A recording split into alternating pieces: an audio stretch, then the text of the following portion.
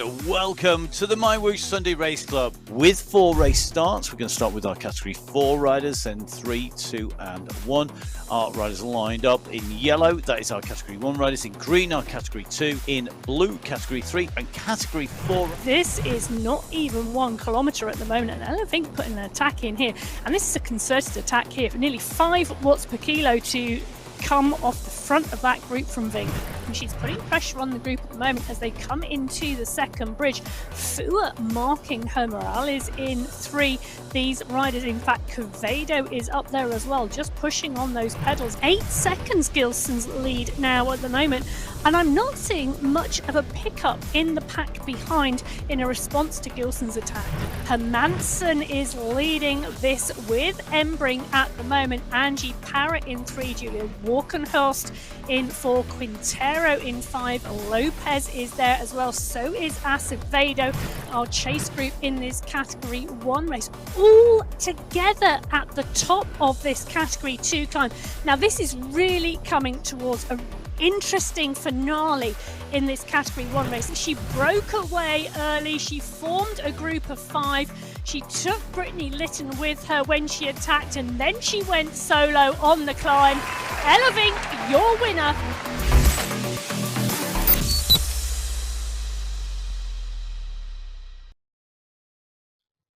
Hello everybody and welcome to the MyWhoosh Sunday Race Club. It's qualifier race number 2, 9th of July, which means we're in the middle of both the Giro d'Anna and the Tour de France, and we're coming to you live from France today, jumping in with the team from MyWhoosh. My name's Matt Payne. I'm joined in the studio. In fact, I'm probably joining Emma in the studio. Emma Martin here as well.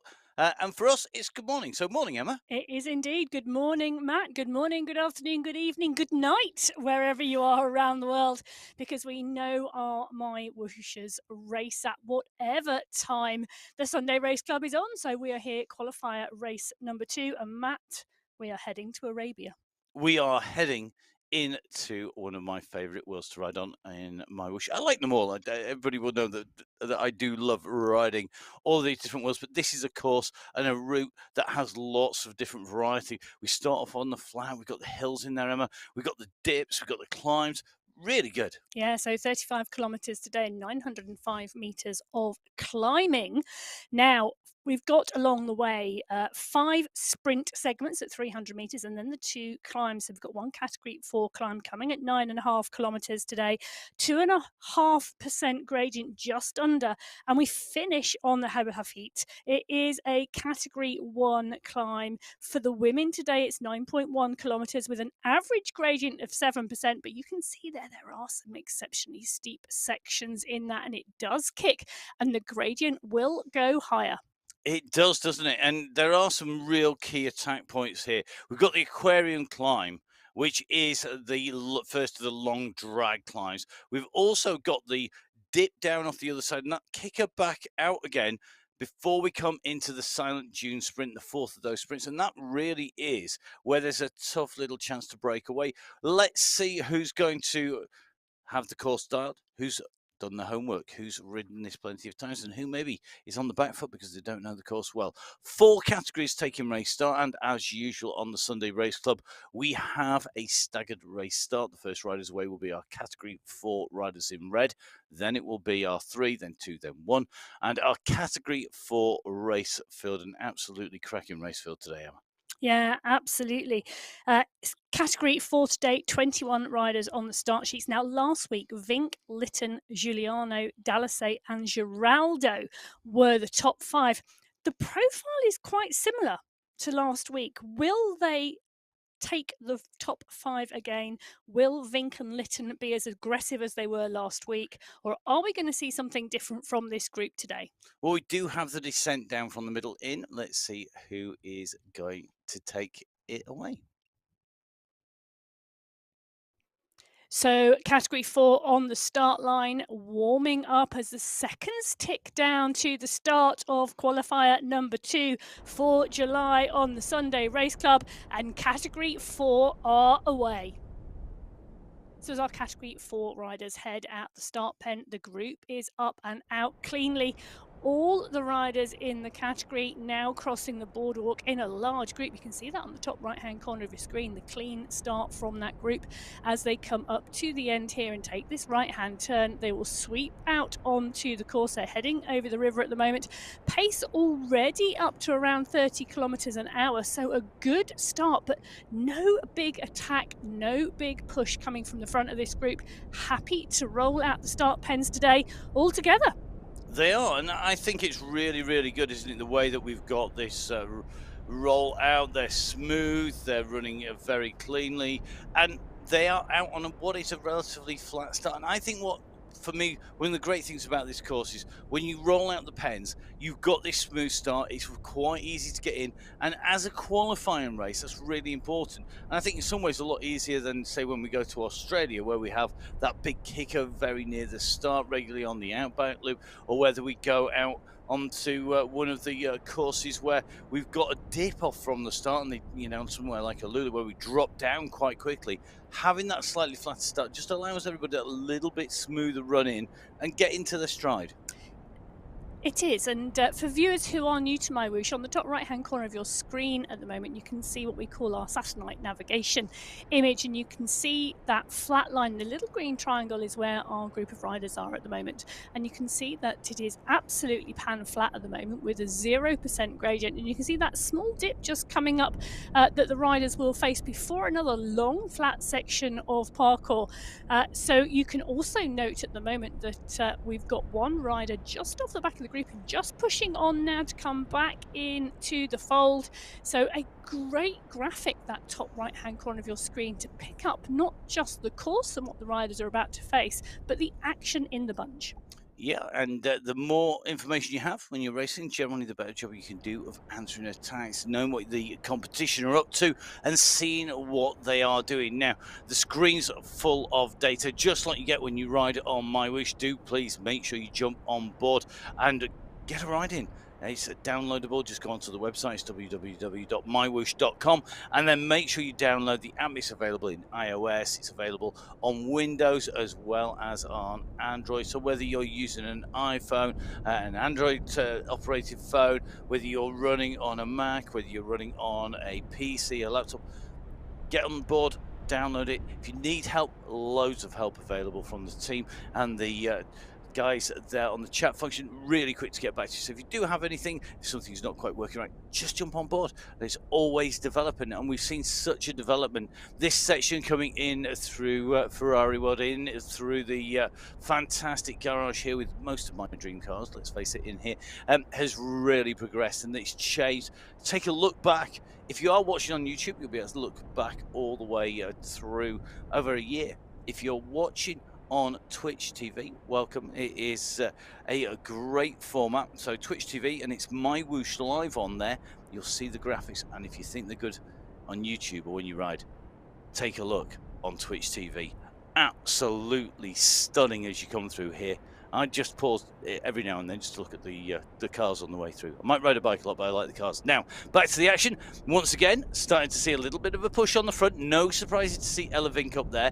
Katrina May Ruby just started to come in. Rona May, Joy Miller on the way. Juliana, and now we're seeing Lytton just responding. Tanya Howeiler just tucked in there. So starting to get a little bit more interesting as we go down the dip and through the rise. Let's see what happens. Category 4 on the right-hand side of your screen. Category 3, our next group to go. They'll be giving away 5 minutes to Category 4. They're on the left of our screen at the moment, and we're going to dive in with Category 3 and take a look at those riders on that race field. And again, another good race field here, Emma.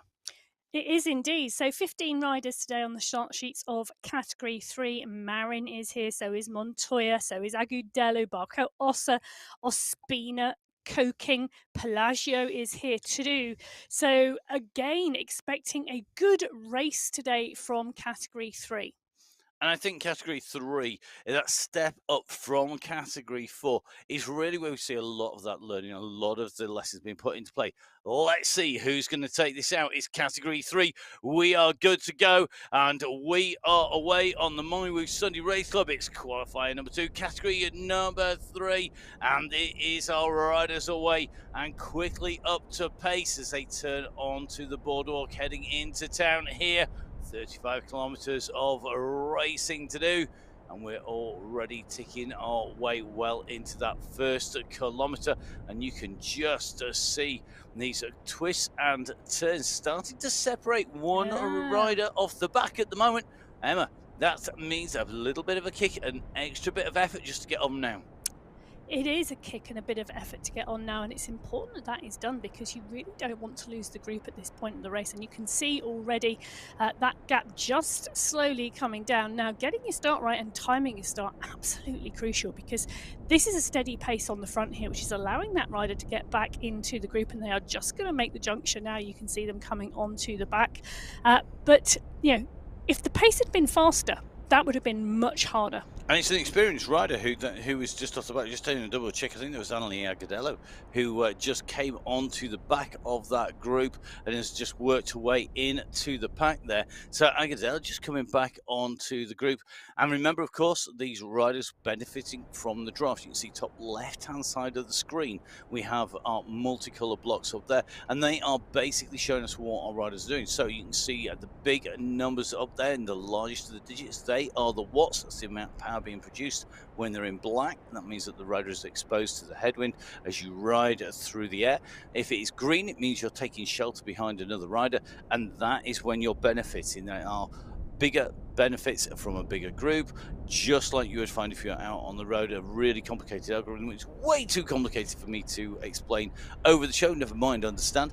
And of course, that is all what makes it such a realistic platform in terms of riding versus riding out on the road. And that feel, there's no gamification. It really is real feel out there. So it doesn't make you necessarily feel good when you're going bad, and it doesn't make you feel bad when you're going good. It gives you a really realistic Nothing makes you setup. feel good when you're going bad. Coffee, ice cream, and sunshine. Well, Probably those 3 things they're in my world. If you had to list your top 3, what would it be, Emma? Top 3 things that make you feel good when you're going bad on a bike. stopping. Okay, that's 1. That's probably Sleep. just covered. Yeah, okay, that's 2. Do you want to think about your 3rd one? I might have to think about the 3rd one. Okay, there we go. So Emma can only think of 2 of those at the moment. Clearly, Emma doesn't have very many bad days on the bike compared to me. Right, okay, let's get back to the action. Category 4, right-hand side. Category 3, left-hand side. You can see they are separated at the moment. We do have kilometres, literally kilometres separating the riders. Category 3 just entering the Ferrari world that we saw Category 4 go into. And at the moment, both groups are ticking along quite nicely. A little bit of a descent for category 3 down into the garage, and you can see they dropped down at 40 plus kilometers an hour. They're now going to climb back out again, and the speed just dropping off a little bit there, but together still. This was a part of the start where we saw that bit of a split start to form in the category 4 race. That little push on this rise coming out, and then another little push afterwards through the sprint. Just dropped 1 or 2 riders off the back of the group, and I mean literally just 1 or 2. So Katrina May Rusby and Isabel Giraldo, the 2 riders dropped off the back of that category 4 pack. Now we've seen a very similar start from this category 3 group. Steady, I think, is the word I'm going to use today. So a steady start from category 4, a steady start from category 3, because it is majoritively flat for the first 8 kilometers. And then we see that first category 4 climb, and the terrain becomes a little bit more technical before we go into the final climb of the Hafit today at 25.4 kilometers. Well, here we go. Time to look at our category 2 riders. Next step up the ladder, and category 2, one of the really competitive race fields, and the step before our top level. 19 riders on the start sheets today in Category 2. Parrot is here, Carmona, Hermansen, who took the win last week, Acevedo, Jenny Sanchez, who we know can be very, very strong, as well as Lopez and Walkenhorst. So we're in with Carmona on the start line of Category 2 as the go, go, go takes place. The riders are away for qualifier number 2. They're swinging out of the start pen and across the boardwalk. The entire group clear of that start pen together. So Elena Lopez pushing on in the group at the moment, the group led by Kimberly Miller. Miller taking the group around that corner and onto this long stretch of boardwalk over the water before they move into the city. So you can see, oh gosh, I love the start of this course. It is just absolutely stunning. One rider just slightly distanced there, but no panic coming from that particular rider. Looking like they're just a little bit steadier, slowly starting to close that gap and just squeeze on those pedals to reattach themselves with the group as they roll onto the road. So Miller, Carmona, Octiza, Tan, Payne all in there with Barragan as well. It's Valentina Acevedo who's making the junction, closing down that gap to the riders, and will come onto the back of that pack. I think just a little bit of a help with the riders just drifting towards the back. They're stretching the line out and sometimes leaving those breadcrumbs. For those of you that remember the fairy tale about the two children who tried to find their way back to the cottage using breadcrumbs as a trail. Breadcrumbs is a great analogy because riders will drop back to help somebody get back into the group, but they can't be there for long. Not because they'll get eaten by the birds, as it was in the fairy tale, but because they will too lose contact with the group if they're not careful. So, those breadcrumbs just to allow a rider to come back in, really, really valuable and really helping the riders get back into the pack. Now, the riders are up and right in there, just about to make the way into towards that Ferrari one, in towards the first of our segments. Remember, our segments that are in there are sprint and climb segments. Don't give points. There are no general classification prizes for them.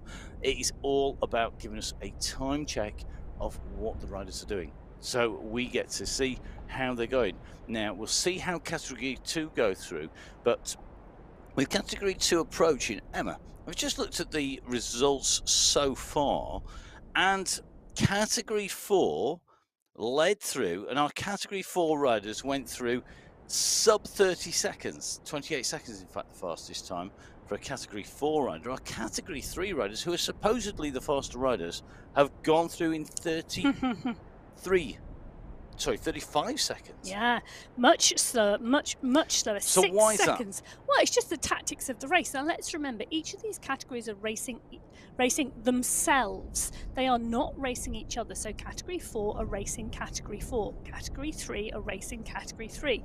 There is not a race between Category 4 and Category 3 riders. So it is about the individual race, even though we will eventually have 4 races on the race course together. So the tactics in Category 4 are faster start than in Category 3. Category 3 just starting the course today slower.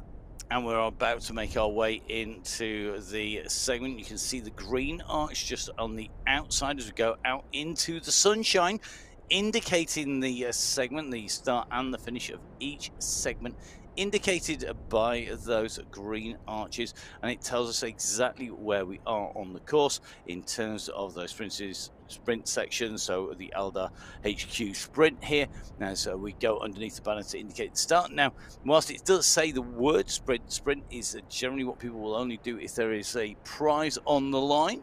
It's a good way to burn a lot of energy very quickly if you try and engage with the sprints, but some people will use them as a way to just test their legs out, see how they're going, because of course our riders, just like us, get that data as well.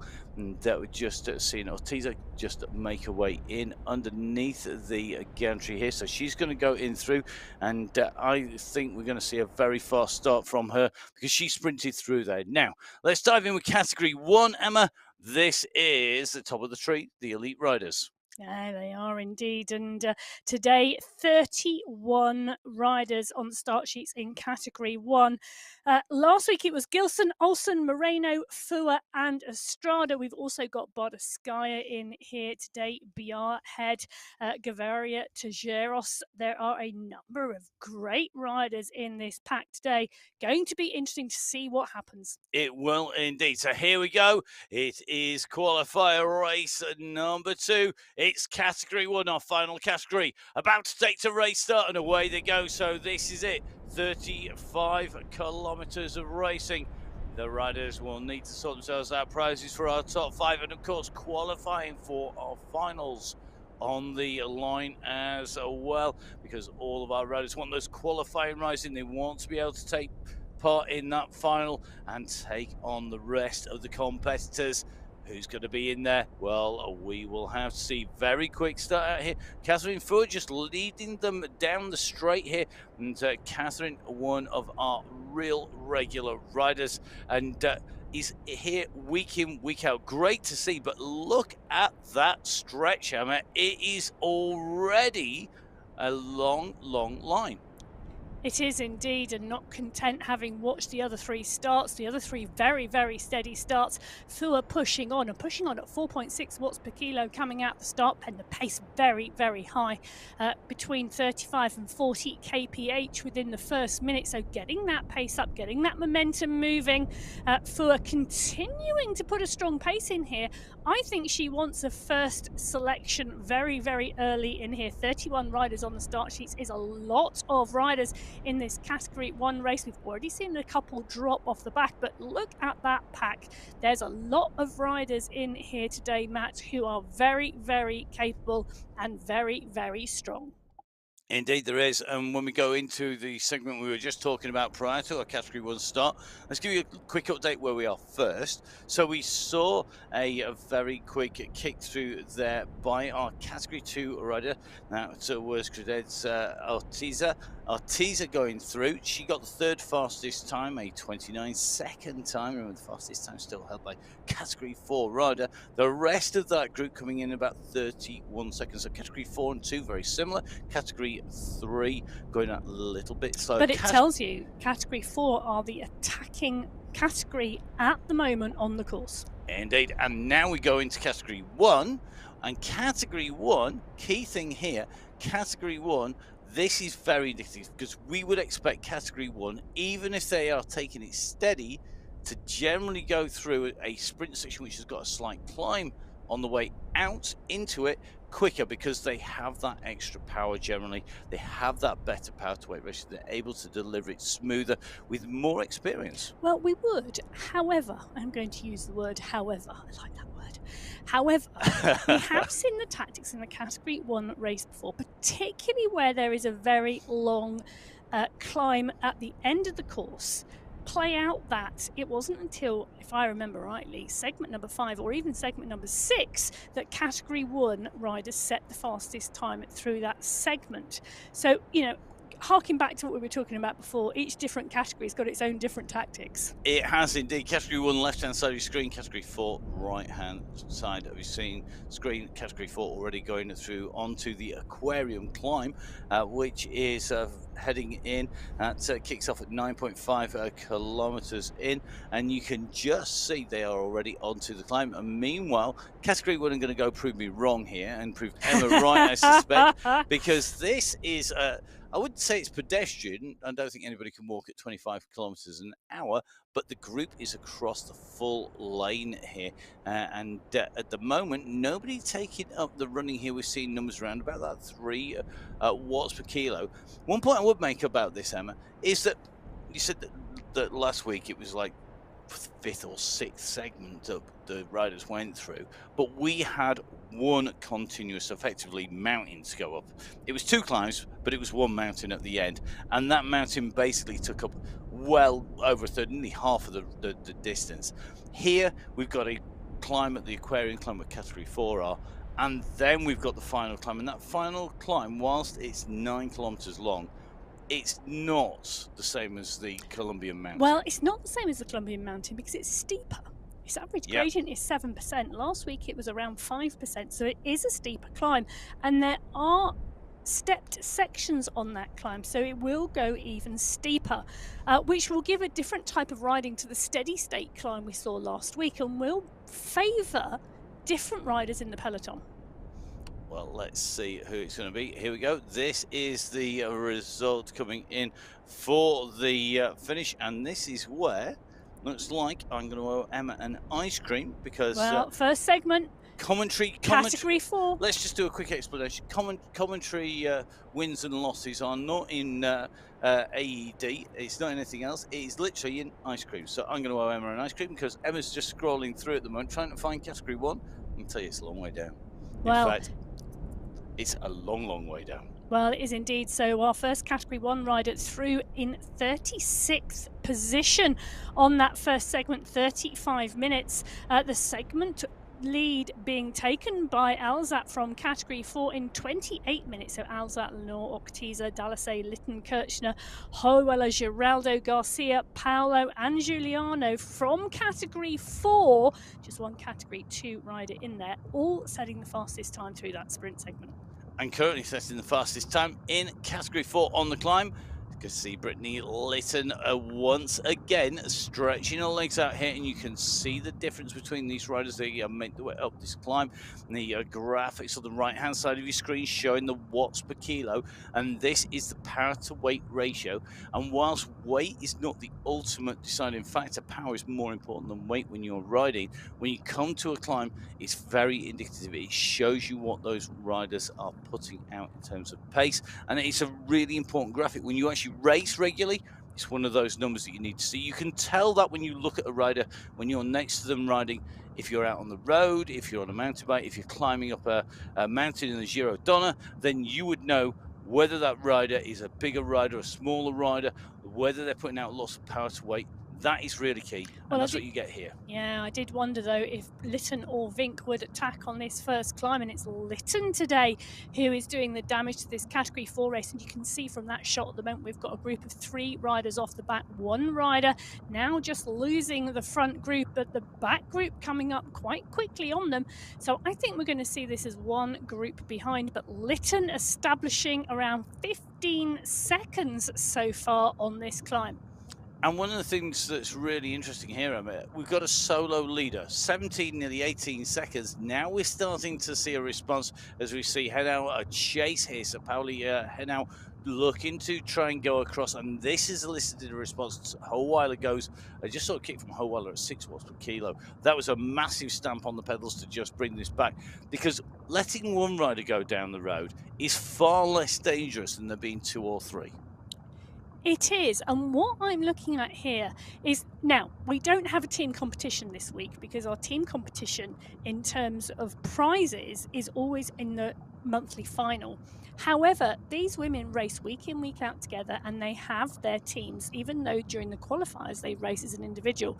Now, is there a little bit of team tactics going on here, allowing Litton to get down the road whilst her teammates from the finals cover the front of this group and slow it down to allow her to go? So are some of these kicks we're seeing bringing people back in and settling it back down again, rather than a concerted effort to chase Litton down the road?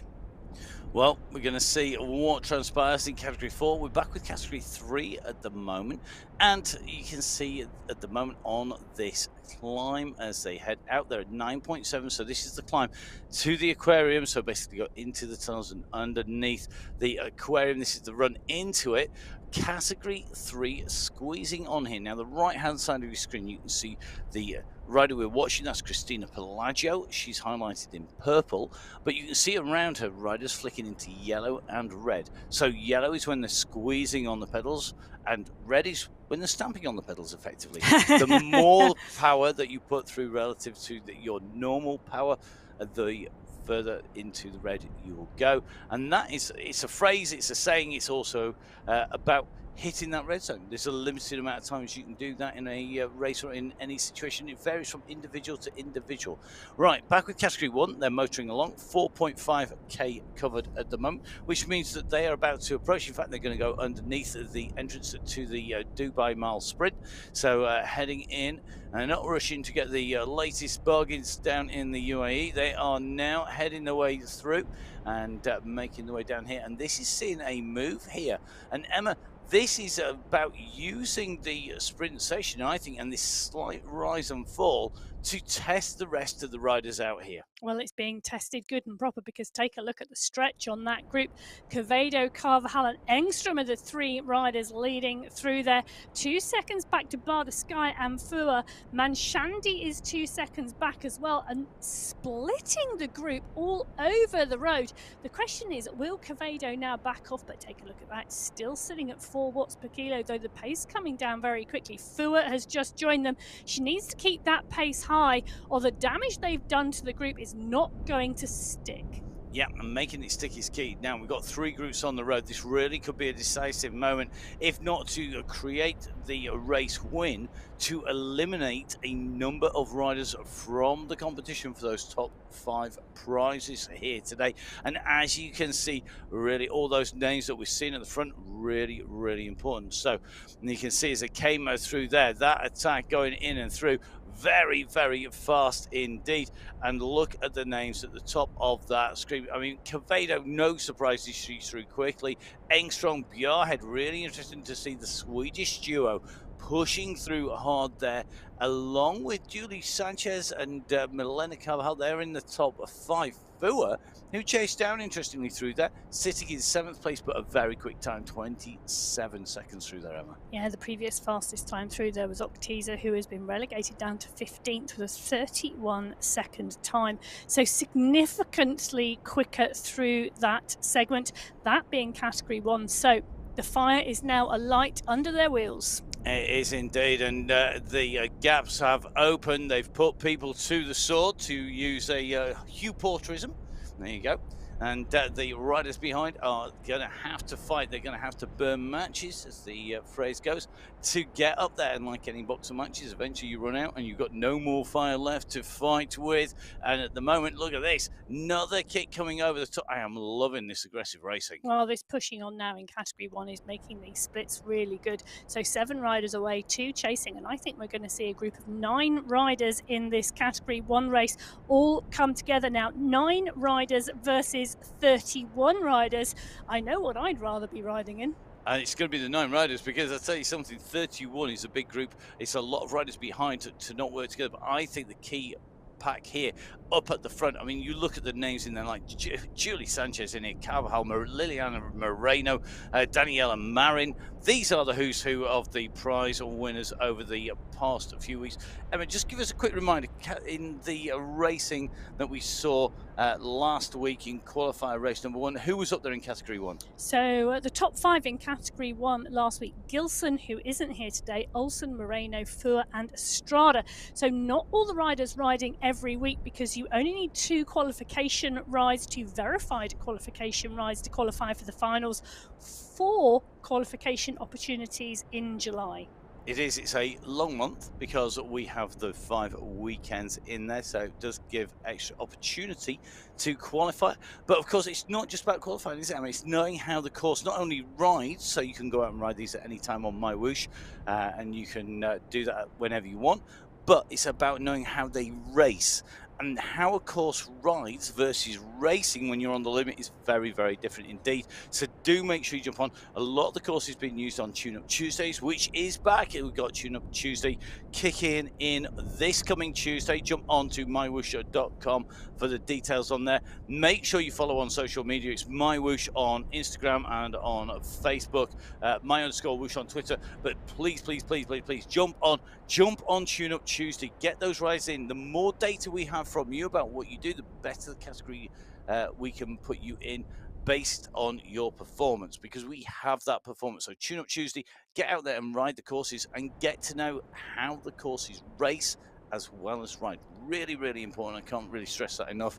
That is key. One of the key things I always load was to make sure I went and rode around every course I used to race on beforehand. Not always possible. That's one of the great things about esports.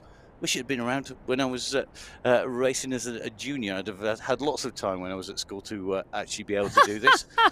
Might Not have gone to school condoning much. anybody not doing their schoolwork and racing on MyWhoosh. But it's really interesting to see the continued effort in Category 1, continuing to push, and take a look at that. We are now through segment number 3, downtown sprint. Manshandi's heading the fastest time, leading that pack through in Category 1. 8 riders in that pack, 1 rider distance with that continued push in pace. Then it's Category 3 and Category 4 at the moment, until the live results come through from the other Category 1 riders, who of course are a little bit further back down the field. Well, people like Ursula Barskaya, 17th in there.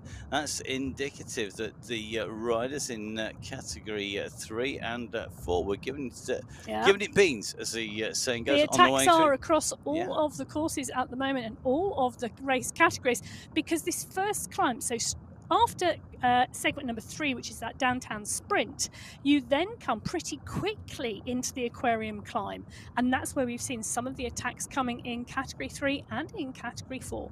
And we're actually now starting to see the riders in Category 3 catch a number of riders in Category 4, which is to be expected. You know, they are in that higher category. However, you can see there are 15 riders left in front of Category 3 leaders in that Category 4 race field. And at the moment, the Category 3 are about to come up towards the top. You can see top right-hand side of your screen as it curves round to the right. What you're going to see is that gradient will go into minus numbers and the riders will start to descend off from the climb. On the descent, there is a leveling and a slight rise part way down, about a third of the way down, and that's where you've really got to be attentive, because it can break the rhythm and you can lose contact, because if you're not pushing through that section, the group will leave you. So really going over the top now is key. We're just starting to see Mary Joyce Coking kick over the top. She doesn't want to get dropped here, and in fact I think this is a bigger push here. 5.1 watts per kilo, 5.2. So Mary Joyce Coking is doing what we always expect to see her, squeezing on those pedals early doors, and now she's pushed clear. She's over the top of the climb. What is the response going to be behind? Well, the response behind is pushing on, and Coking knows if she pushes on that final stretch on the uphill and up and over the top, her momentum and pickup will be quicker on the downhill. So really great technique from Coking, but the pack soon joining her, because Coking backed off on that descent. The others riding and pushing on to catch her. Now, we often see riders attack on the downhill, and in fact we are seeing a rider now go to the 4 again. So we're seeing a rider push, because we've got a small up before we drop down again. This is not a continued downhill, and riders making the most of the difficult and technical terrain to play with the rest of the group. And that is really good skills, as you said, great technique, and it's all part of racing. Racing is not just about being able to put out the power, about being light. It is about having technique. We're seeing that across all 4 categories. So the riders out top left-hand side in Category 1, bottom right-hand side, Category 4.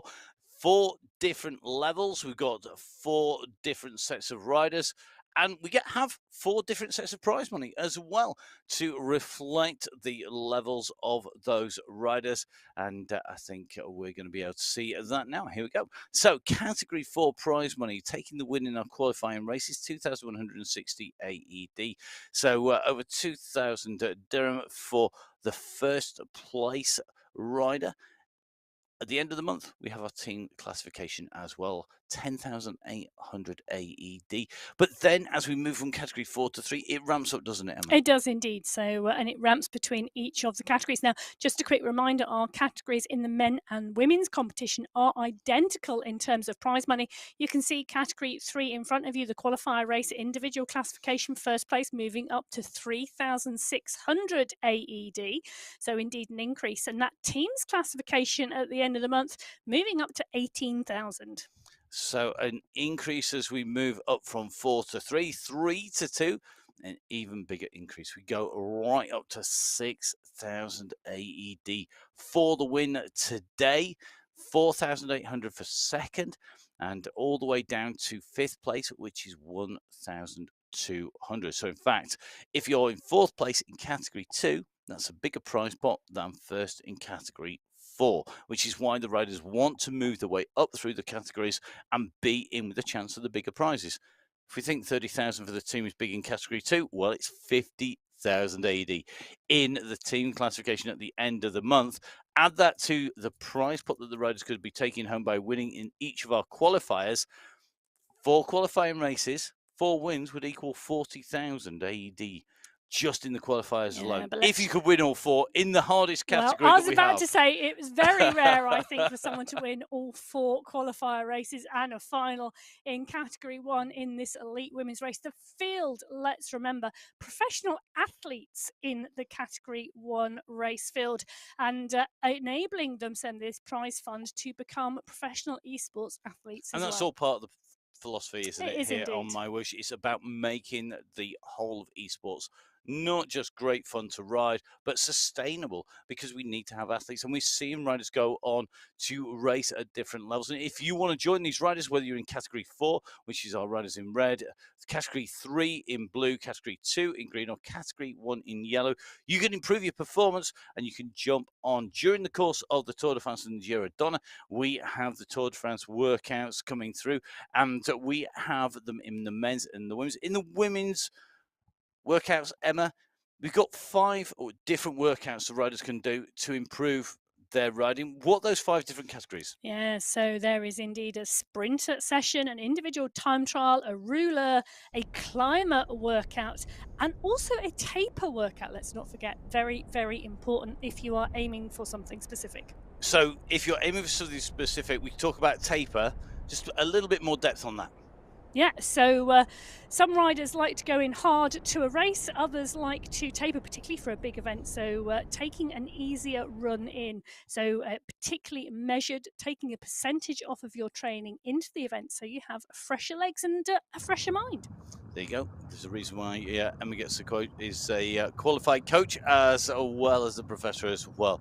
So let's see which of our riders have been doing their workouts, know the information and the data in each of our categories, have been honing their climbing, because that's what's at the end, or maybe being more of a ruler. And I think this is a real mixed course here today. We're seeing that with the mix of riders. So we're seeing riders like Julie Sanchez, who has got good climbing ability. We've got somebody like Quevedo, who's got an incredible sprint on her. We've got people like Daniela Marin, another climber. We've got Moreno, a great all-rounder. Dave Mashandi in here, Carvajal. A real mix of riders. And I think this course suits a lot of people, particularly until we hit that final climb. But because the final climb is also a different gradient, it's steeper, then it's shallower, then it's steeper, I think it then again suits a rider who can do a bit of everything, not just a pure climber. I think it's going to be really interesting with this particular group. As you say, there's a real mix of skill set here, and it's going to be interesting to see the tactics that are used by the riders in this group to come to the fore, because, well, I'm looking at this and thinking a number of these riders could actually take that climb and take the win. But it is going to be very much down to tactics, I think, as we see. Look at that. We've got another rider just pushing on here. So Castano is starting to come back. Man, Shandy is the rider behind as well. Just 3 seconds gap. So, we might see 2 more riders join this group, Matt. Yeah, and we just see the push on the front here is go over the top. I think they don't want to let them back on here. Julie Sanchez and Daniela Marin have gone for this off the front as we get to the top of the climb. This is where we saw our earlier categories accelerate over the top. We saw them go for it. It was Coking in category 3. Now it is Sanchez, Quevedo, Carvajal, Marin, and Fua in category 1 who are pushing over the top. They were about to be joined. They're not anymore. Well, Moreno is the one missing out here, Matt, because I can see she's pushing on really, really hard behind, but she's been caught napping.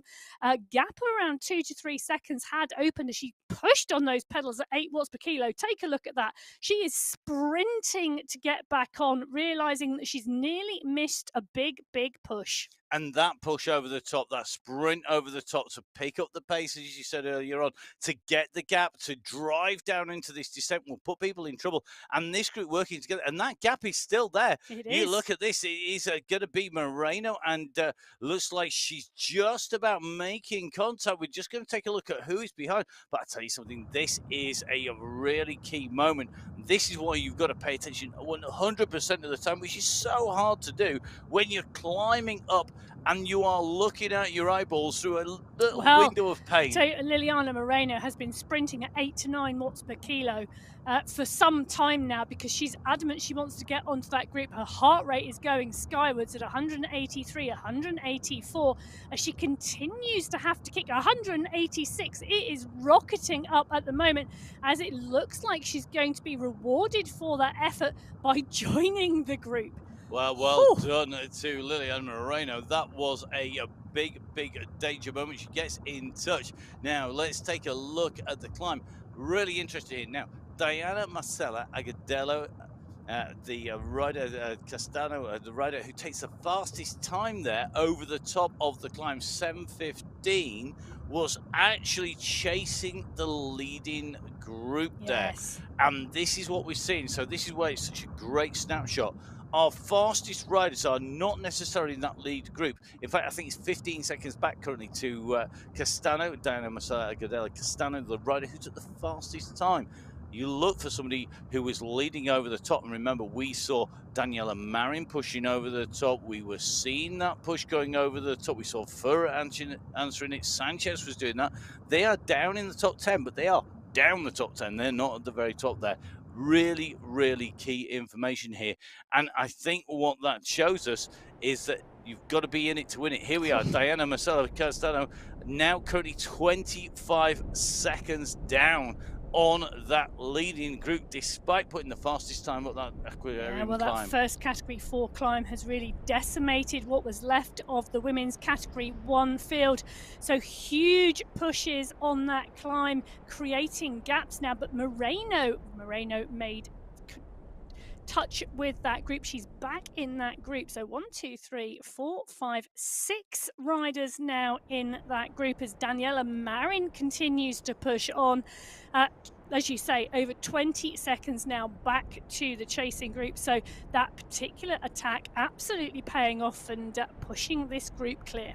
And I think Castano at 22 seconds is a solo rider, and she's made it up there. Now, one of two things I think are going to happen here. Either Castano is going to find herself in trouble, because we do have quite a long run from the climb here across to the main climb, or she may well find that as they go out from the dip, she can use that climbing skill to close the gap again. One of the things to remember is that when you use your power is key. So using it on an ascent. Now, the riders at the moment diving down here, this is your leading group. They go round this roundabout, they go take the right-hand turn, they're going to dip down. It continues down into the depression at the bottom, but then we climb up to, known in the commentary box here as the crossroads climb. It basically takes our riders out from the dip, and it is a tough climb. You can see Category 2 are already on it, stepped, and it is hard. And that is where, if you put your power down on the climb, you can pull it back, because the distance, the physical distance on the climb between riders is diminished. It is.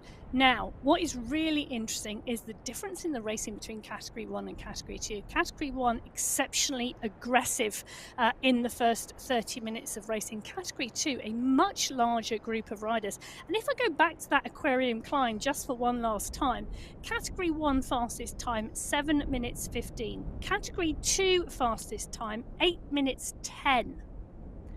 55 seconds slower. So that gives you an indication of what is happening in these two races, and you can see that by the size of the group. Looking at the other two race fields, our leaders on the road at the moment is our Category 4 riders, currently at 21.5 kilometres. Category 3 at 19.7 kilometres. They are 2 kilometres ahead of Category 2 at 17.7, and Category 1 16.9, closing in fast on that leading Category 2 race field. So the Category 1 leaders are starting to come up behind the riders in green. They're going to be trying to close that gap down. They do have a little bit of distance on the ground, 700 meters as they come in. Is not a lot, but The pressure looks to have gone off slightly in category 1 here. We're down to 4 watts per kilo on average through that group, and I think they're settling into a little bit of a rhythm here.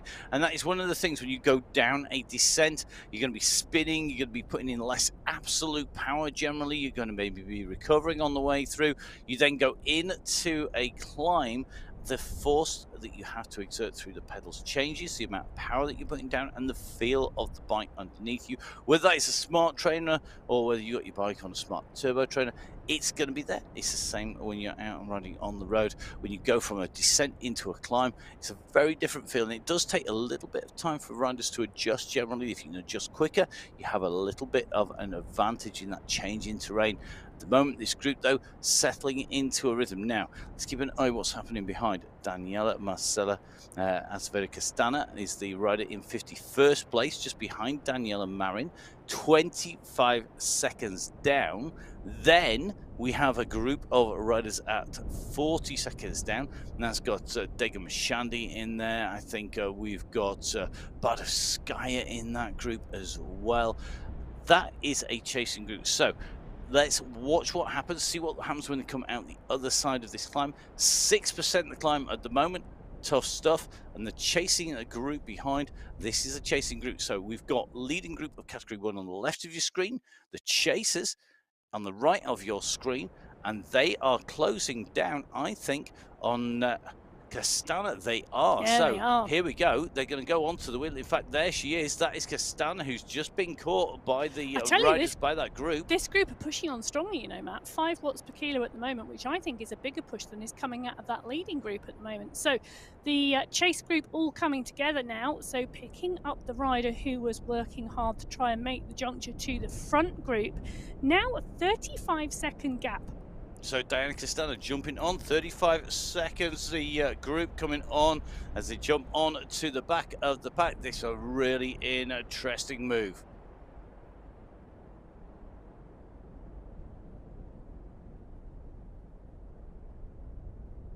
So the riders pushing on here. You can just see Marin working in with this group. These are the leaders. They're going to be coming up to the next of our green arches here at 18 kilometers. And this is the Silent June Sprint, the 300 meters. It's midway up this climb, and this gives us an indication of who is putting in what pace on the way through. So these are our leaders. They've got 26 seconds. I make it to the group behind, and that means that the group behind, as Emma was saying, pushing on at a higher rate to get that gap back down again.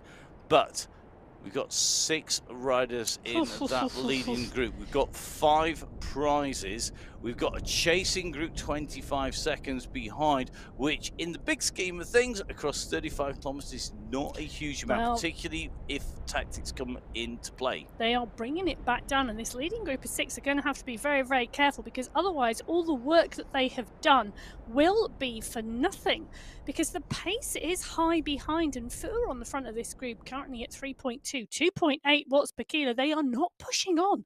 You know, it makes you start to think. I think they've got around 250 meters. So, you know, still a fair distance between these two groups, but it's not the 45, 46, 47 seconds that they had going in at the start of this climb.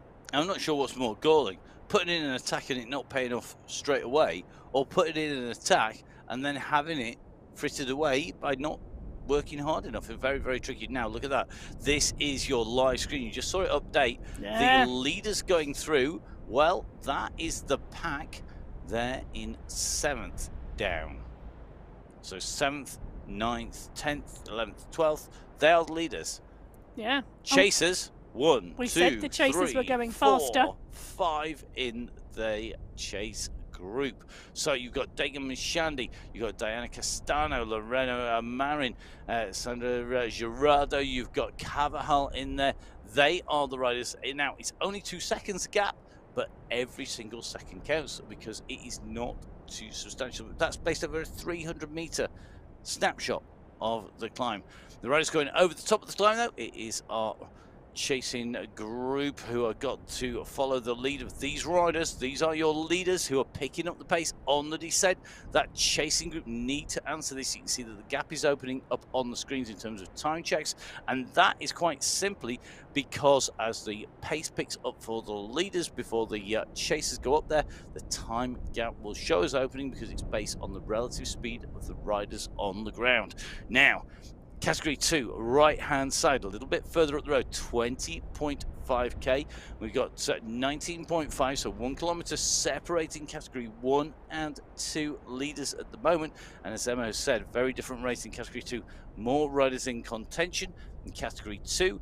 Bigger pack here on the way in, and at the moment they're on that little flat section that will run them across and through from 20k pretty much all the way to the base of the climb at 25.5 kilometers. It's a relatively flat run now, and this is where there could be a little bit of a regroup. It's hard to attack at this point in time. Well, 11 riders in this leading Category 2 race field. Jenny Sanchez at the moment leading them here as they are now coming up for 21 kilometres of this 35-kilometre race. You can see this flat section at the moment will become a little rolling on the way into that final climb. That final climb coming at 25.4 kilometres. So let's see what this group do. They're on the way. It's a flat section, so working as a big group will aid them. They are chasing the riders. Let's give you an indication on the profile of where we are on the course as we travel along here in Arabia. So we started off on the kilometer 0. We had a relatively flat run to our first climb at 9.5. We dropped down into the depression afterwards, up on to the climb, and we are now between sprint or the sprint segments of segment 4 and 5 as we go through. The next sprint is the Al Ain. The sprint Al Ain, of course, is where the UNESCO World Heritage Site is, one of the key heritage sites with the ancient beehive tombs, the various landscapes. It's a really, really old part of the world with so much history in there. You start from there and then you work your way up onto the Jebel Hafid climb, an absolutely legendary climb when it comes to the women's and the men's tour in the UAE. We've seen decisive action time and time again, and one of the key things for me here, when we start that climb, it's steep to start with and it's steep to finish, but you've got steps on the way up. It is indeed steep to start with, and I think we're going to see decisive action here on the MyWhoosh Sunday Race Club on the Jebel Hafid 2, not just in real life, but also on the MyWhoosh platform. That steep little kicker coming at 25.4 kilometres. It's the start of this 9.5k climb. Well, let's see who is going to be in there. And talking about tours, I mean, the terrain here, it's terrain that's being used in the Tour, the men and women's tour. And you can see at the moment at 25k, you've got the riders hitting the climb here in Category 4. It's a very compact group at the moment. Let's see if this strings out as it go onto the climb. Will it be a climber's day? Will it be the day when somebody can stretch this out? Well, Lytton has now been brought back into this bunch. So Lytton was the rider who they put on an early attack in this Category 4 race when we got to that very first climb at 9 kilometres. So she's now been brought back by this chasing group, and as we start now on the lower slopes of the Jebel Hafid, it's Lenore who is pushing on here. So Lenore is the rider taking up the mantle in this Category 4 race. So Lenore deciding to stretch her climbing legs. You can just see immediately behind is going to be Apple, who's chasing here. So Apple Clarissa Garcia, the rider, in second place. Tanya Hopeweiler currently in third. Lytton in fourth. Just moving down to fifth. Girardeau moving up into fourth, just over the top. And that is changing very, very quickly indeed, because that is the chasing group. And look at the stretch. They're on the top here. Lenore and Garcia opening up the gap, but the riders are stretched out. Meanwhile, Category 3, while they're approaching the start of the climb, they've just come underneath the climb banner, and again, a big group, an even bigger group of riders coming in. Are we going to see somebody put the marker down early and attack early, or are they going to wait for a more decisive moment later? Well, 14 riders in that category 3 group. 14, I'm going to say that again. 14 riders in that category 3 group coming into the base of the climb together. They are not now far off the category 4 riders, a minute behind the leaders on the road at the moment. And that minute should close down. I suspect we're going to have our riders come together, depending on what happens on that climb. We're starting to see the pressure being put on. You're starting to see those screens on the right-hand side, the names starting to be lit up with a red background as the riders start to really power. And as we come around this chicane, it's a really key moment. The road goes slightly to the left, then to the right again, and then straightens back out again, and that is where you know that you really have to push on. Running into this chicane as the gradient is sitting at 11, now 12% as you come through here, really tough stuff, and having the power to be able to go over these steep sections without doing too much damage, really key. So at the moment this group is all together. So category 4 have gone over the first step, that onto the long drag that follows. Category 3 coming up towards the little bit of a pause to go up over the top. So let's see how those riders move on from there. So let's take a quick check. Now let's see the riders as they continue to push up in 4 and 3. Category 2 is currently together. They're on the flatlands on the run in there at 23.6k in the green. The category 2, 23.2k, so only about 400 meters, 500 meters behind for the category 1 leaders, who are absolutely shifting here. What would you be doing in this group now, Emma? Would you be resting and recovering? Because that doesn't look to me like that's what's happening. I'd want to be on the back of this group, but currently at the moment, the riders on the back of this group are not taking it particularly easy. Marin is on the back at the moment, but take a look, it's only like 8 or 9 seconds back to the chasing group. In fact, you can see them now on the top right-hand corner of the screen. They've still got 1.5k to go until they hit the bottom of the climb, and the category 2 race field are not that far ahead. Now, one, I'm shocked that we may well see category 1 catch category 2 before we even get on the climb. But 2, I can't believe that chase group are coming and are going to catch the leading 6 riders. So we're currently in with the chasing group. Castano at the moment pulling the pack together. They're just about to make the juncture onto the back of Carvajal, and Sanchez kick at the front. Carvajal's kicked at 9 watts per kilo. She wants to keep this group off, but they've let them make the catch. So Carvajal and Marin, Quevedo now pushing Sanchez up to 4.5 watts per kilo. They are trying to ride away from the group behind, and they're currently distancing them because that group had put an effort in. So it is indeed our leading group of 6 riders now pulling clear. Pulling clear, but in danger. The group behind really in danger of squeezing. It's nothing. It's 5 or 6 seconds. Now, outside is out of mind.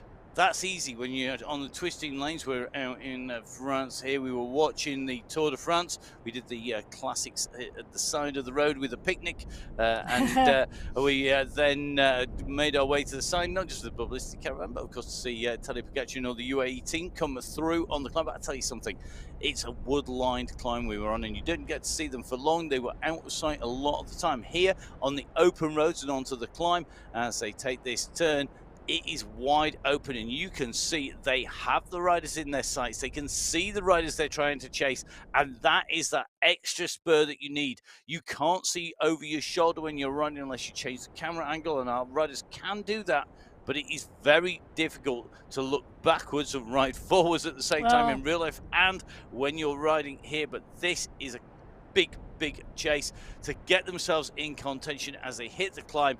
If Castana can make the join and the junction, she climbed really well on the Aquarian climb, because she'd be a surprise leader at the top. Well, I think we are going to see these riders just come together a little bit here, but there's a real danger to putting in too big an effort to catch the group before you hit that final climb. Still 9.5 kilometers of climbing ahead of these riders, but this group just swelling a little bit, and now the momentum is, take a look at this. You know, we have got 70 meters up the road. In fact, you can see them right there. That is the Category 2 pack, just going up and onto the climb underneath the polka dot banner. Well, Category 1 leaders and Category 2 coming together here. Really interesting to see what happens, but they're catching at a point. And look at the speed of Category 1. I mean, they have just gone through there. It's like a blast of shotgun beats going straight through a block. I mean, they've just gone through, and it's splintering the group as they've gone through. And there are riders trying to stay with the Category 1 leaders here.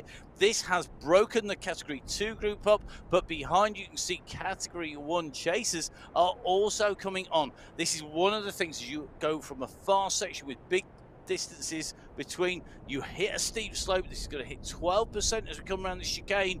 This is when the groups will all come together, and you can see from this view the distance between each of the riders coming down. Category 1 leaders at the front of this pack, Category 2 riders in the middle, Category 1 chasers are going to be working their way up through them as well. This is very telling. Now, good to see that we've got Madana Dengamashani back in with the group here, and we know that she will sit at a pace on this time. Really, really experienced rider, and great to see us in here. 9 seconds in front.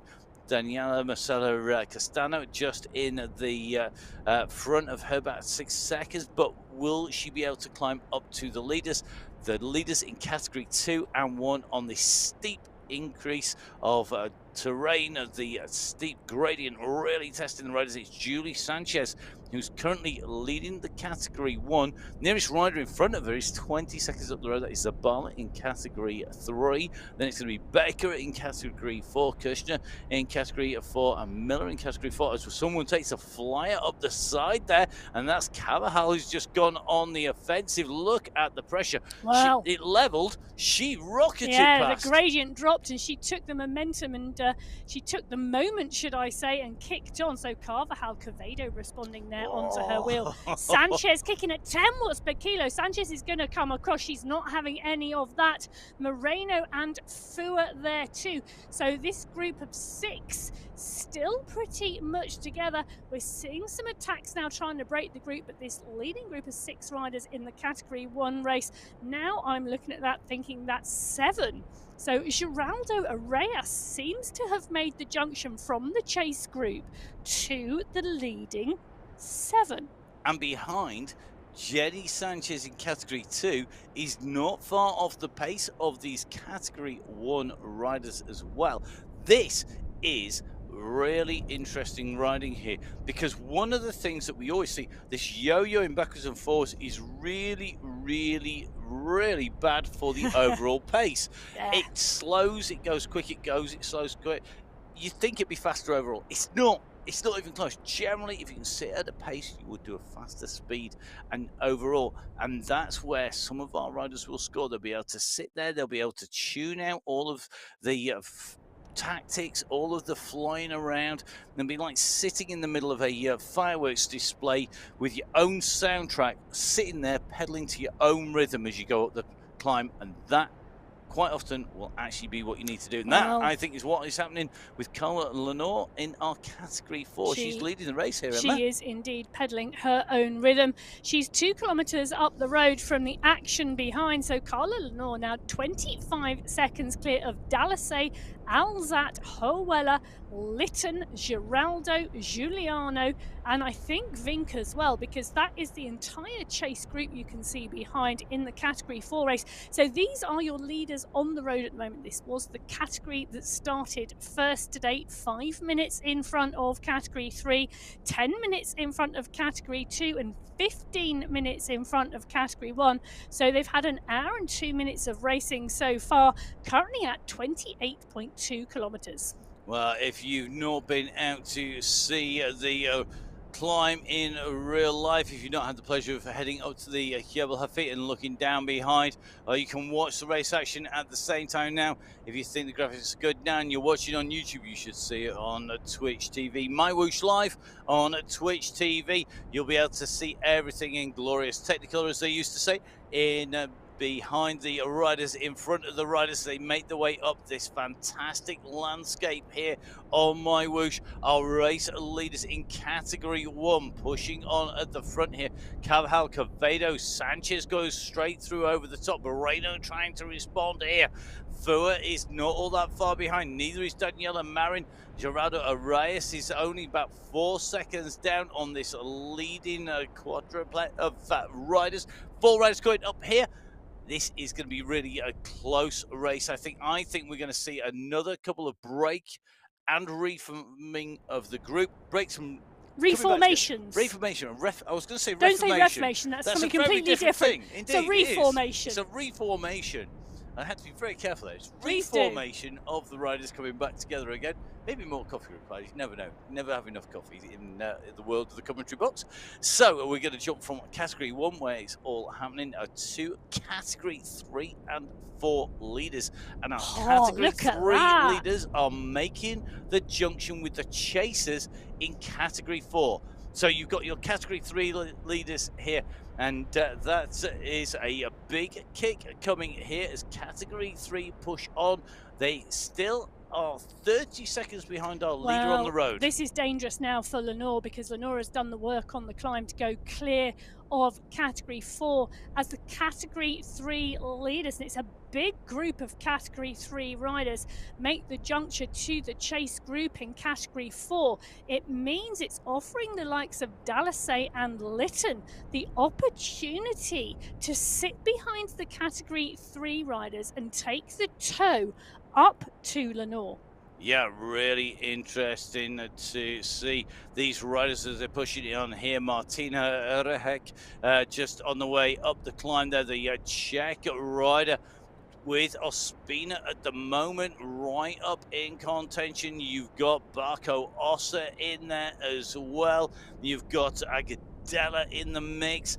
This is going to be a really interesting battle in category 3. They're towing up those category 4 riders, as Emma has said. They're taking advantage. There's not much draft at 9 kilometres now. There I'll isn't. be brutally honest. Or even at 10%. Not hiding behind but even me. There is motivation.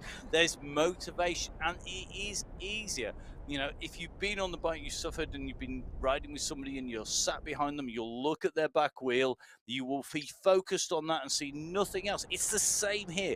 Looking at that rider, not letting that gap go, squeezing that little bit harder, just pushing through the ankle, pushing through with your calves, using every little muscle you've got just to stay on the wheel. Could be the difference between being in contention and out of it. Wow. And that's why having that group is going to be key for category 4 riders, and it's to the detriment of Lenore. Well, category 1 are not that far behind. So leaders in the category 1 race currently 700 meters down the road on the leaders in the category 3 and category 4 race. Category 2 already passed by that category 1 leading group as they continue to work their way around that sweeping left-hand bend. We've got one rider just out front, a little bit of a gap to this group here, but pretty much all together at the front end of this category 1 race at the moment. Well, not long to go till we see who's going to come out on top spot. Remember, price for the top 5 riders in each of our categories in ascending values. You move from 4 right the way up to category 1. At the moment, it's Julie Sanchez who's got the gap. She's got 7 seconds. Julie Sanchez can climb. We know that. We've seen her in action climb after climb. This, I think, suits particularly because it is a kick and rest climb, and it's a repeated kick and rest. No surprises, the rider chasing in there. One of them is Quevedo, who we know has a phenomenal power output, and I think this is why Sanchez is pushing on, because if you take Quevedo to a sprint, she has such a big power output.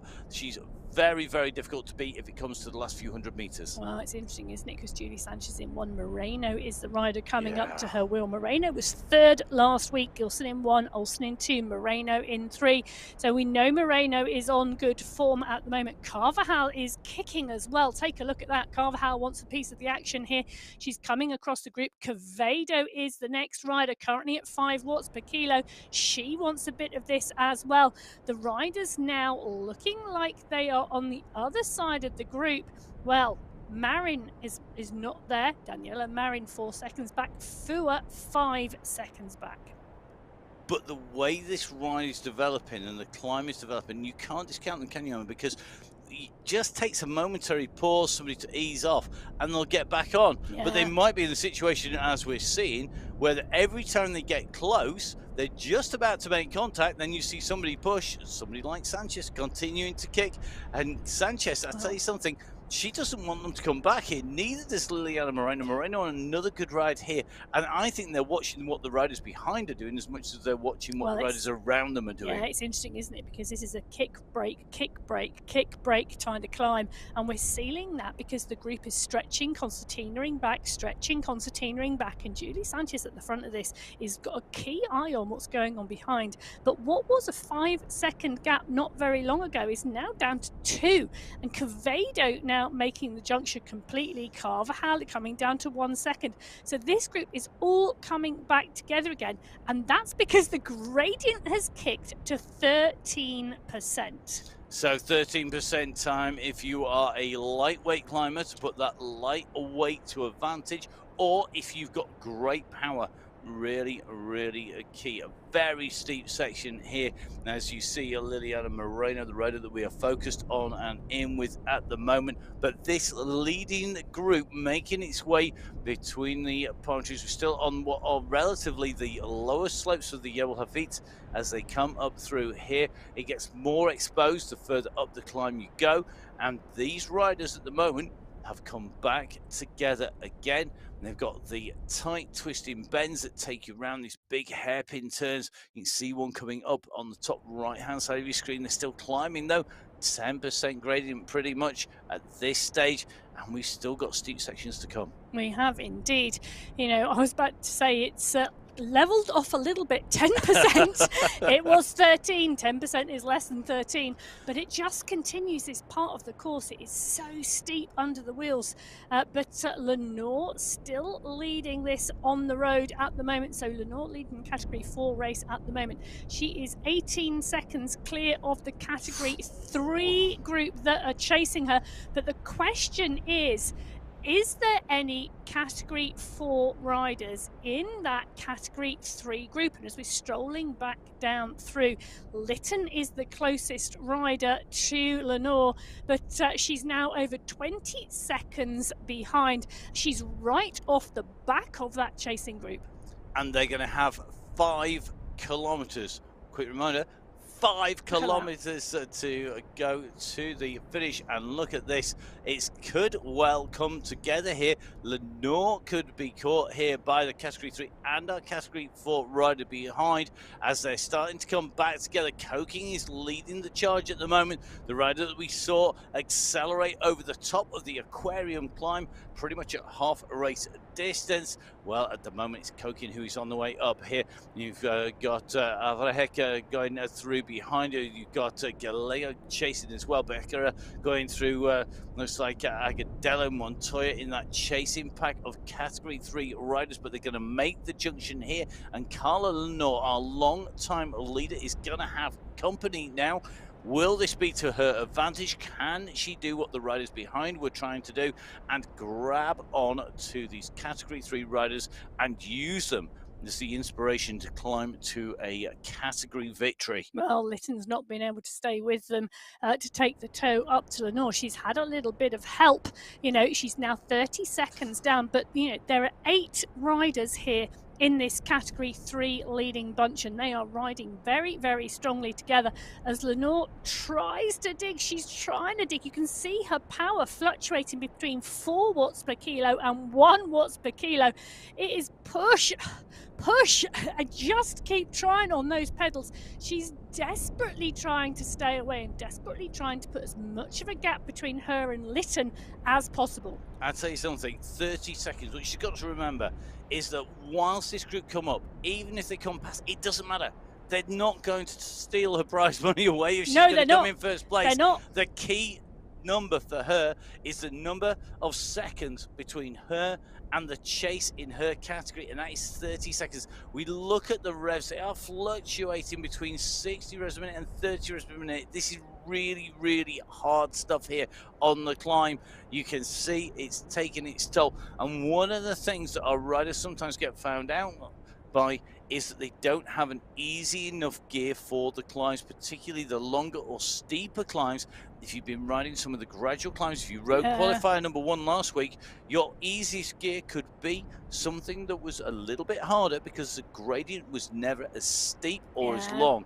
And here, you need to have an easier gear. So you might have had a 27 sprocket at the back, you now go to a 32. So you've got something that is going to give you 10-15% easier gradient in terms of gearing because of that. And that allows you to spin. The moment you are weight training and pushing on those pedals rather than spinning, you're using muscle strength. You are yeah. burning the fuel in the muscles. Well, You are going to be in trouble. Now, this is where Lenore needs to squeeze here. Use the riders to her advantage, but not go into the red. Spina now with Beckera taking the lead. yeah, Lenore now needs to reevaluate her race and consider how she covers this last 4.5 kilometres to stay ahead of this Category 4 race. She needs to do a bit of recovery because the last thing she wants to do is blow. If she blows and goes so far into the red in the last 4.5 kilometres, there are riders lining up in that Category 4 race to make the catch and beat her. Well, I was just looking at the pedal revs there, 80 pedal revs, 80 the cadence there going up, looking really nice and smooth. Behind, 76 here from Moreno again. Now, this is in that sort of optimal range. Everyone talks about what pedal revs, what cadence you're doing, and doing 30 is really hard, which it is. If you're doing 110, you're spinning incredibly fast. You're going to use a lot of oxygen. You're working with less power, but you're using more revs. Now, most of the riders will sit, and there is an ergonomically optimal rev range. You tend to see when you're riding a climb like this are riders who are going to be in there at the kilt riding up between 70 and about 90 revs per minute in terms of pedal revs. So the cadence, that is key. But it's individual to the riders, and some riders will change into a bigger gear. I know for myself, when going onto a climb, if I'm having a tough time, every now and then I'll put it up a couple of gears, get out of the saddle, and I will push because it changes the muscle groups that you use. So instead of sitting and spinning, you're out of the saddle, you're going to push and then drop back down, change into a lower gear, and then spin again. So it could be that's what we were seeing there from Lenore. Yeah, well, that may well be Lenore's tactic at the moment, but not far behind those Category 4 and Category 3 riders is this leading group in the Category 1 race. Now, 7 riders still here, being led by Fua at the moment and Quevedo. As they sweep round this left-hand bend, they're going to start to see the back of the Category 3 and Category 4 race fields that we have just been talking about. They are that close to the front of this race. They are indeed, and this is where it's going to count. You've got to be in it to win it. You've got to get yourself into contention, which these riders have done. They're now into the final key parts of the course. We're heading in towards 4K. On the right-hand side, these are the leaders on the road. On the left-hand side, they are the leaders in Category 1, the fastest riders overall across the course. And our Category 1 are closing in on the leaders on the road. You can see that group of yellow jerseyed riders. The yellow jersey is so appropriate, whether it is the leader of the Tour de France, which you never know, may well be Tadej Pogacar by the end of today's stage. Please do watch it because I think we're going to have fireworks today at the front of that. And in fact, at the finish of the Giro d'Anna as well, loads of action. We will, of course, be bringing you the men's race in MyWhoosh as well here on the MyWhoosh And we channel. also might be bringing you the update on mine and Matt's Fantasy Tour de France teams. Oh, okay. I'd hope we managed to dodge that, but maybe we will. Definitely not. So if you want to know who is leading, who is in front, and who is not, well, then you're going to need to tune into the men's race. We're not going to give you any spoilers at the moment. We'll do that as part of the Tour de France. As it is at the moment, we're back with the women here on the MyWhoosh on qualifier number 2. It is going to be an interesting month, and I think we are going to see an en masse group come together as really interesting to see here. Obando jumping in with the riders. We're on a relatively low gradient here, 8% relative to those 30 or 13% gradient. At the moment, Obando able to jump in.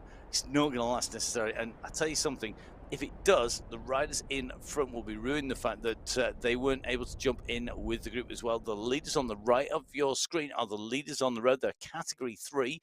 Category 4 leader is not all that far behind. Sandwiched in between them and the leading Category 1 who are on the left of your screen.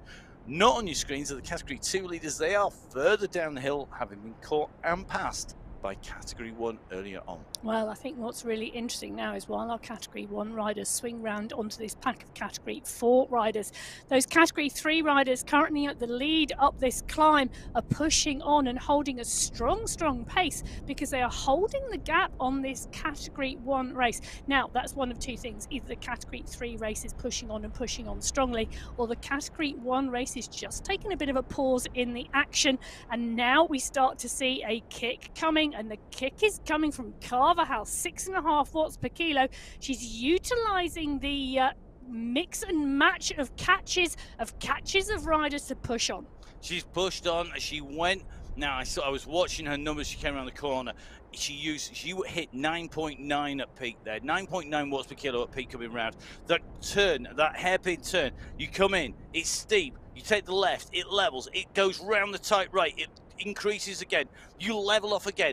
That is where she put the power in. She put it in where it mattered, exactly where it mattered, at 9.9 at peak. That is a phenomenal number to put in around a hairpin turn, part way up, a huge 9.5k climb. She's done that, and she has forced a selection here and put the rest of the field on the back foot. Carvajal is joined now by Sanchez, and the rest of the group, Liliana Moreno and Gerardo Arrez, are now coming back onto the wheels, but not without having put in an effort, as we see another move being made now. So another kick just going off the front here. This looks to me like Gerardo Arrez now starting to set the pace here. So Gerardo Arrez, Gerardo Arrez, put the move in. She's been answered now. Judy Sanchez comes across, and we're just seeing these numbers start to drop again here, Emma. We are. Is this a pause before the storm? We've got a levelling actually as you come around these turns. Well, there's a big game of cat and mouse going on at the moment because there's 7 riders still in this group. We are coming up for 3.4 kilometers to go to the finish line, and they are watching each other. You know, they don't want to kick too hard in case they go into the red and then they get caught and they lose their position, because out of this 7 riders, there are 5 prizes and they all want that top step today. Well, let's see who's going to take the top step. It is shaping up for a battle royal on the upper slopes. We're at 31.7k of a 35k course, the traditional distance for our women's race here on the MyWhoosh Sunday Race Club. My name's Mark Payne. I'm here in the studio with Emma Martin. We're bringing you all of the race action on the MyWhoosh YouTube channel and, of course, on Twitch TV. Please do join us on one or both, and make sure you subscribe to get notified when we go live. We'll be bringing you the men's race later, and they're going to have a lot to live up to with the action that's coming out here in the women's race. The race leaders on the road on the right of your screen, the fastest riders on the road, they are the Category 1 on the left of your screen. They're separated now by 300 meters, and I think it is going to be days numbered. Time is going to come up for the riders in Category 3, because I think Category 1 with this aggressive racing could well catch them. Well, just 9 riders left on the road ahead of this Category 1 pack. This is the leading Category 1 group of 7 women, led by Fua, Sanchez, Carvajal, Marin, Geraldo Arrez and Moreno are all in here. This is a great group of riders and a great set of racing that they're giving us at the moment. Absolutely glued together on this segment of the climb, but I think it's going to get exciting. I think this is going to come down to timing. I don't think of this group there is one standout solo rider. There's not a rider like Gilson, as we saw in our rewind at the very start of the show, who can go clear from this pack and stay clear. I think they've got to pick their moment right. The longer they leave it, the more high stakes this becomes, because they are really, really close together. Well, they're so tight in terms of ability. They've answered every move and attack that's come. They have got to get the timing right. Kick at the wrong time, accelerate at the wrong time. You are going to get this wrong, you're not going to be in the money, and you've got basically a 50-50 chance at the Well, minute. I doubt any of the 7 riders are actually listening to us at the moment, but Matt has definitely just laid the mantle down for a massive attack and challenged the riders in this group. Not a chance. Nobody's. Would you gamble? You've got a big prize on the end of this. This is the top. Would you do it? Would you do it, Emma? Come on. Yeah, I probably would. At least I'd probably give it a go. I'm a bit of an all or nothing. And I probably would, just because, if everybody sat there riding up at 3 watts per kilo, I'd be sat there going, come on. And that could pay off. And that's what we do see. That's what we love about cycling. That's what we love about watching bike racing. And that's why we love putting words to the action here on MyWhoosh, because you never know what's going to happen. I mean, it's not all that long ago I was predicting the Category 1. We're about to catch Category 3. They're at 50 seconds. We have got just over 2K to go. It might not happen yet. No, Category 1 are watching each other. We should have learned by now, Matt. Never make an assumption on a MyWhoosh Sunday Race Club, because you are always surprised by the riders and the quality of the racing and the quality of the race field in this Category 3 race is phenomenal at the moment. We've got 5 riders clear, and Coking is the rider chasing in 6th place at the moment. Now, we know she's not the strongest climber in the race field. She's particularly strong on the flat, but there are better climbers in the race field, and we can see that now, because actually she is now off the back of this pack, around 16, 17 seconds off the back, and I think the win's going to come from those 5 ahead. But Coking has, and we've seen this, the power to kick when it levels out and go over the top. Her timing is superb. We saw it before. Can she do it again? Well, could well be that we're going to see a change on the way through.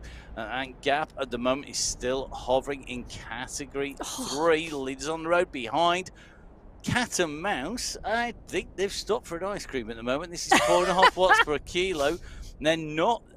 This is where, when you've got 2K to go, which is where these riders are about to hit the 2K to go marker, they are at the moment having to think about what they're going to do. That thinking time at the minute is key, because they've got to pick the moment.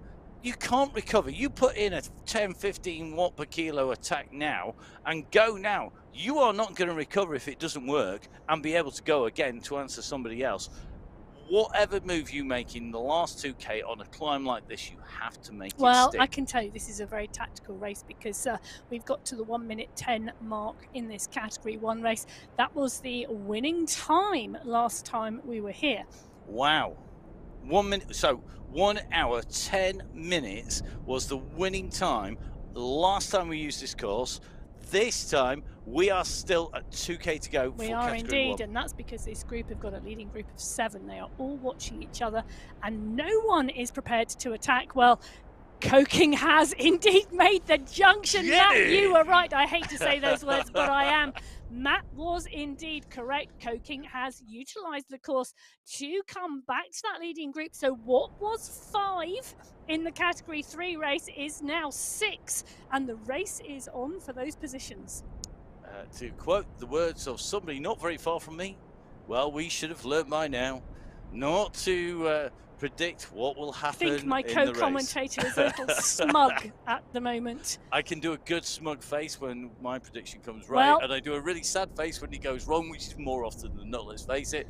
So, really intriguing race here on the MyWhoosh Sunday Race Club on Qualifier Race at number 2. This course in Arabia that you can go ride. You can come and race. Come and join us on the Sunday Race Club. Come and join us on a Tune-Up Tuesday. These riders at the moment have got to decide what they're going to do, and they have 1.5 kilometers left to do so. This is it. This is when it counts. Remember, prizes are all about first over the line in each of our categories, and it looks to me like Category 3 are now starting to wind this up a little bit more. The gradient has leveled. You can see it's 1.3. The percentage, this is relatively low. It's still going to hurt, but this is where you've got to get it right. You've got to be in touch. And Coking at the moment just a little bit off the back of this group as they squeeze on. The speed is up, and that is where the advantage in the draft is there. But I think she's about to make a contact behind as they come in to the increase in gradient. She should just about be able to reach out and pick the pockets of the riders in front. But this is about the climb. Spina now tucked in here, starting to see some big numbers coming out. Becker just into the red zone, and now we're starting to see the push. This is the run for the line. 1,000 meters to go, 1 kilometer, and it is all uphill from here. Well, the Category 1 race behind is really steady. In fact, the fire has been lit under Category 3. The touch paper has not been lit yet under Category 1. Carvajal at the front of the group, 3 watts per kilo. They are nearly a minute back on this Category 3 group, who are the current leaders on the road. And there's a big question here. I think they may make it. Well, this is going to be good. I think they're going to make it. I can't see them being pulled back. This is going to be close. Who will take this out? Who will take the win? Who's going to walk away with the prizes? Remember, 6 riders, 5 prizes. Everybody wants to take away top spot. Only one winner today. Who's it going to be? Now moving into the last 800 meters in Category 3. And the action's on Category 1. It looks like we're starting to see a move. Daniela Marin, Quevedo coming up very quickly indeed, as is Geraldo Arrayas. I've just seen, I think that is going to be Marin. Saw a 9 watt per kilo flick across my screen there as they came over and back together again. So first Sally has been launched. The first answer in defense has been put up, and at the moment the group has just come back together. All back together again in the Category 1 race, 650 meters to go. In the Category 3 race, there's still a big group here of riders coming in. They've got nearly 400 meters to go. They are coming in for that finish line. So Category 3 on the way to the finish line. Category 1 breaking up. Carvajal on the attack, trying to break clear. But the Category 3 riders are now heading for the finishing line. They've got 300 meters to go, and it's coming down quickly. This is the run for the line. This is where they've got to make it. It's a long way, and look behind. Carvajal is coming up pace. I think Carvajal could well close this down. The entire Category 1 group are coming on the back of Category 3. It's going to come back together in the last 200 meters of the race today. Moreno is right up at the front of this group. She's in touch with Quevedo. They are pushing on. The Category 3 riders can see the line. Can they make it? It's going to be into the last few meters. It's the kick for the line. They're going to make it. It's going to be Agudelo, I think, who's going to take it. So close on the finish here. Category 1, Category 3, across the line together here on the MyWhoosh Sunday Race Club. Wow, that all came together at the end. It was absolutely fantastic racing. Our Category 3 riders working their way up the climb. Category 1 closing in. Category 1 and Category 3 coming together as they both sprinted for the line. Well, here we go, Emma. What a finish. I'm glad I didn't have to work that one out. Category 3 just crossing the line first. It was going to be Martina Verheck going in first, Catherine Montoya in second, Agudelo in third, Ospina in fourth, and Becker in fifth in Category 3. But Category 1 have, of course, got that faster time. You can see they come through because, of course, they were behind a 10-minute deficit. They closed down to come through. 1 hour 15:27, the fastest time, a win for Julie Sanchez. Well, you predicted it earlier on, didn't you? So Sanchez in 1, Moreno in 2, Marin in 3, Quevedo in 4, Daniela Marin in 5, and it was Geraldo Arrayas and Fua from the group rounding out 6th and 7th. What a race finish here today. I mean, that was something else. Please, please, please do make sure you watch the men's race. Subscribe on Twitch TV. It's MyWhoosh Live on the YouTube channel. Do follow us on social media. You can keep up to date with what I'm doing. It's Matt Payne. It is at Matt Fixer Payne on social media. Alongside me here, Emma Martin. Emma, where can we find you on social media? You can find me on Instagram at Biking Emma. Make sure you hit the button to follow MyWhoosh from Emma, from myself, from the amazing team behind the scenes in the studios and back at MyWhoosh HQ.